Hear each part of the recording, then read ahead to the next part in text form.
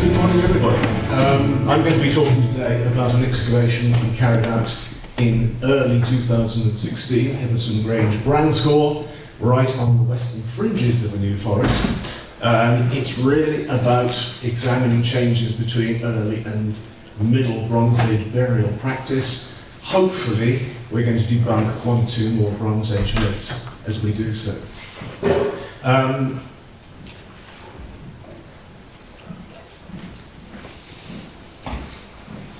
Sorry, I hope you can see that well.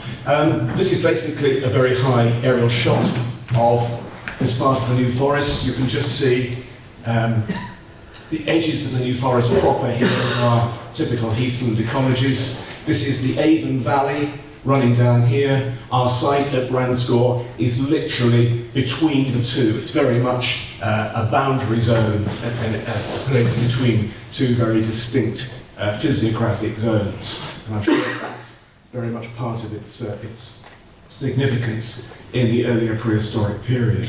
It occupies the high gravel terraces overlooking the Avon Valley, looking westward, an area of fairly fertile gravel and clay soils, not an area that would have been particularly attractive for settlement or agriculture throughout prehistory.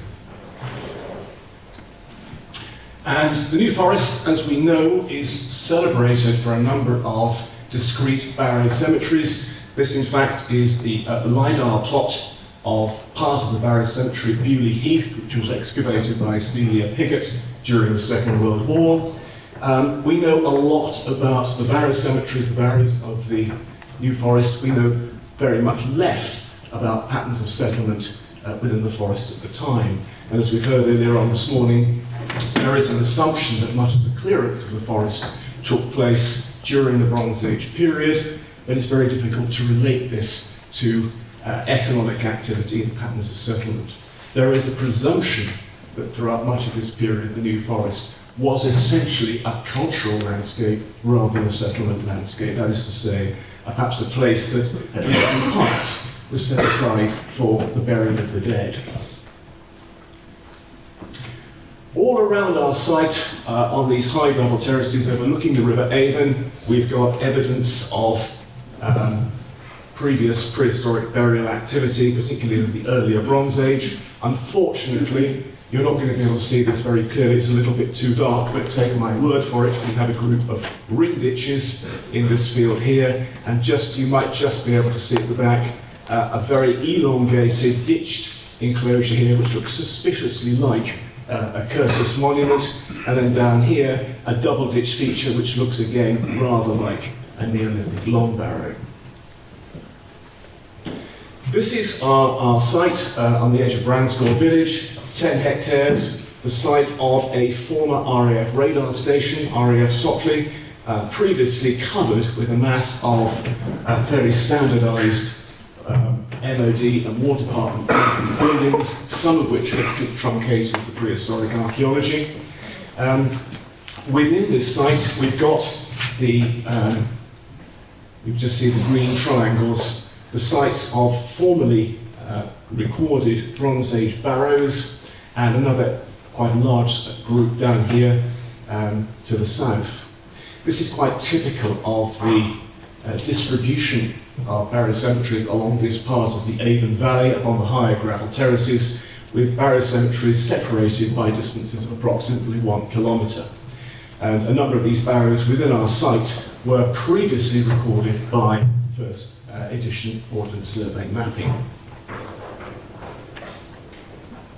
So this is our site here. You can just see the outline. This is in its former MOD incarnation with groups of scattered concrete buildings and roadways.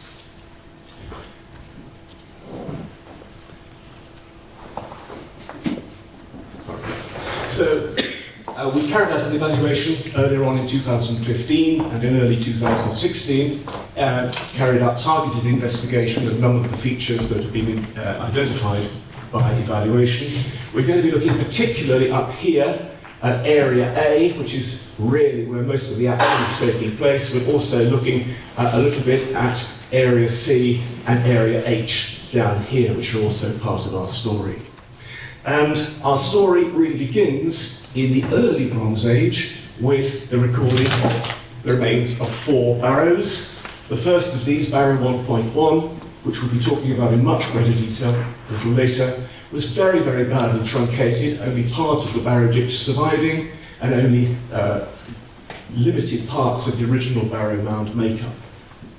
Very close to this, barrow 1.2, was a very much smaller barrow with a very irregular ditch, an annular ditch, which enclosed 3 pits containing either cremation burials or pyronated material.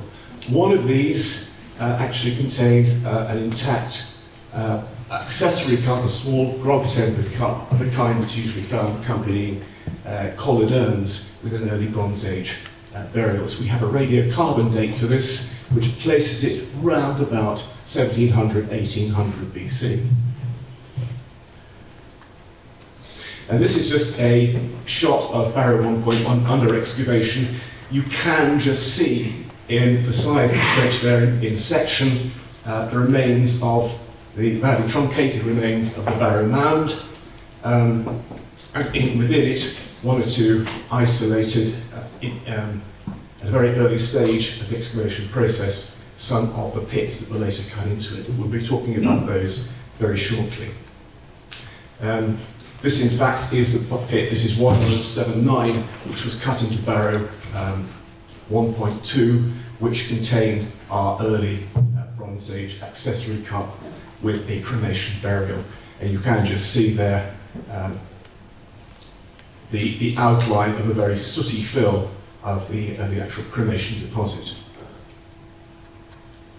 Moving down to the south of our site, this is in area E, we've got another small barrow, again a penannular barrow ditch, which enclosed a group of pits, particularly including this rather larger rectilinear plan pit here, which was turned up in the evaluation. This is pit 1405.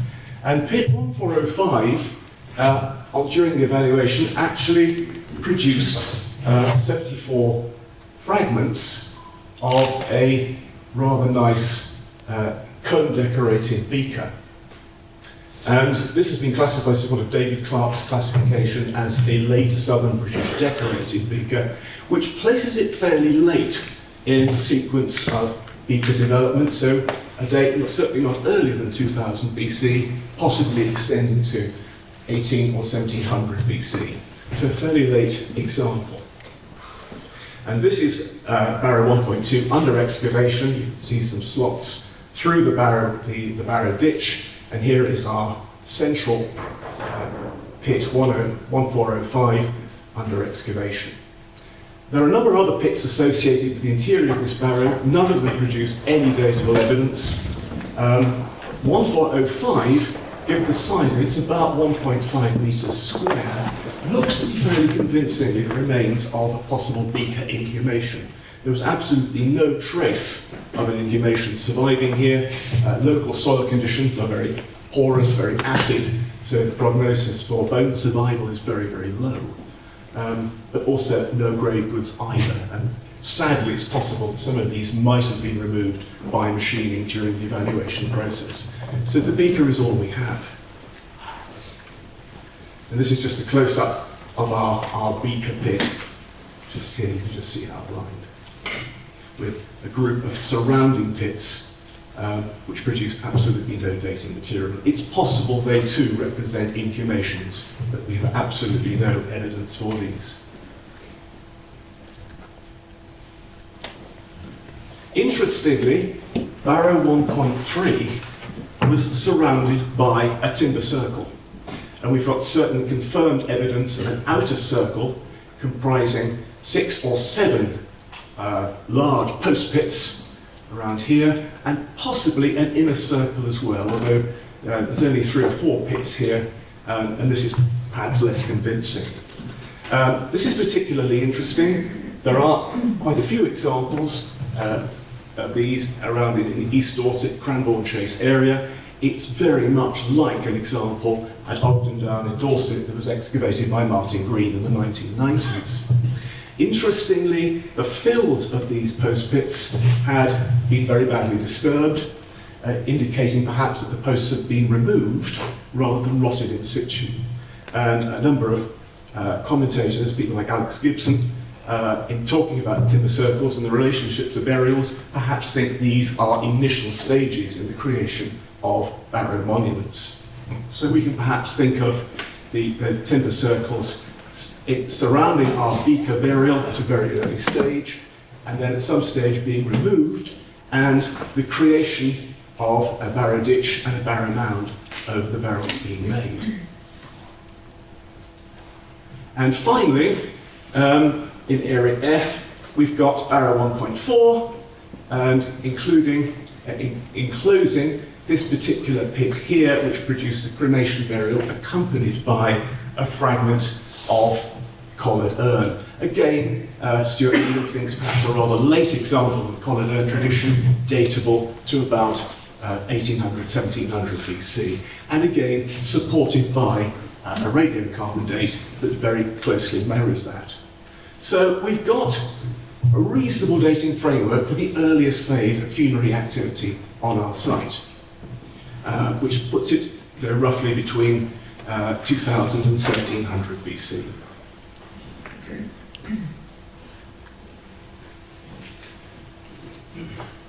Sorry, I'll get back to this in a moment. So going back up to area A, right up in the north of our site, and we're having a look again at barrow 1.1, the one right up on the northern side. And barrow 1.1 was actually pierced by a series of small pits containing either cremation burials or pyre deposits. In fact, there were over 40 of these, of which 31 contained either cremations or deposits of pyre material.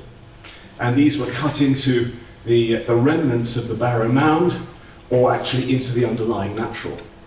Of these, 17 contained urns, remarkably well preserved urns. Some of the urns contained cremated bone, some of them actually contained pyre material. There's an interesting distinction to be made at this stage between cremation burials proper and what seem to be just deposits of ash and charcoal. And in fact, on this site, of these particular deposits, only 16 were cremation burials and 18 contained pyre material. And this is quite a consistent ratio in Bronze Age burials of this period. We can't really understand the significance of pyre material, but it has been suggested that this actually simply represents symbolic burials for people perhaps of this community who died in other communities and were buried elsewhere. And perhaps here we might think about our supposition for exogamy in Bronze Age communities, for people marrying out and joining communities elsewhere. And perhaps these are representative largely of female members of this community who've died in other communities. Interesting too is the fact that many of our bone deposits were very, very small. Now, we commonly expect this in Bronze Age burials. What we have are basically token deposits of bone. The average here was only 98 grams per burial, but ranging from anywhere between 20 grams and about 350 grams. So it's quite clear that in the Bronze Age period, we had a very a sort of token approach to the deposit of cremated bone. We don't know what happens to the rest of it. Perhaps it's being disposed of in other places. Perhaps it's being dispersed amongst members of the cremated person's family. Here's a piece of Uncle Fred to take home with you. We don't know, but these are only token burials. Of the urns that came from here, all belong to what we call the Deverell Grimbury tradition, which is a very important ceramic tradition, which really dates from about 1600 to 1000 throughout southern Britain. We'll be looking at the urns in greater detail later. I think at this point it's really good to have a look at some of the radiocarbon dating results we've got from Heatherstone Grange. We've got 9 dates so far. It's possible that our project budget might stretch to a few more. But these dates here on the left are those that have come from Barrow 1.2. This is the little deposit with that very early accessory cup. And then Barrow 1.3, representing earlier phase of funerary activity associated with Barrow construction. And then over here on the right, this group of 6 radiocarbon ranges here all relate to cremated bone or charcoal from all of these secondary burials within Barrow 1.1. And the important thing is here that we've got a gap of at least 2 centuries or so between the end of our first phase of funerary activity and the beginning of our second Middle Bronze Age phase.